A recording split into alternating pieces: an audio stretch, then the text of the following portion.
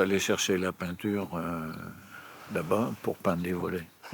Claude et Jean-Luc sont deux frères. Leurs parents ont fait partie des premiers castors de Buxerolles puisqu'ils ont construit et habité leur maison en 1952. L'idée forte de la maison Castor tient en deux mots, apport, travail. À savoir fournir 1750 heures de travail sur le chantier de la cité, en lieu et place d'argent.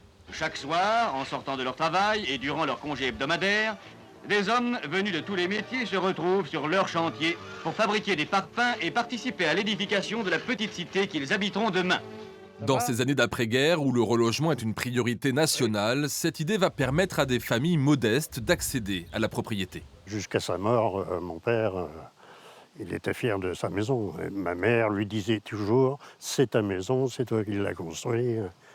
Enfin, toutes les personnes qui étaient là, c'est leur maison, c'est leur cité. 75 ans après, Jean-Luc et Claude font partie des descendants qui veulent préserver l'héritage de la cité Castor.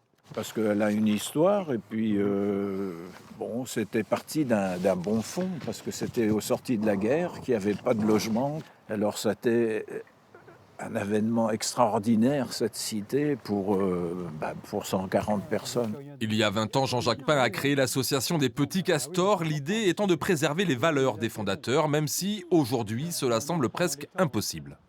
Passer tous les week-ends pour travailler la pierre, creuser, suer, aller chercher des pierres à Lavoux à 15 km, en vélo pour certains, de Poitiers, c'est quand même toute une affaire. Et je crois que les couples ne supporteraient pas. Aujourd'hui, les maisons Castor se vendent très bien en seulement quelques jours, comme un hommage ambigu envers des pionniers qui ont longtemps privilégié les valeurs humanistes aux spéculations immobilières.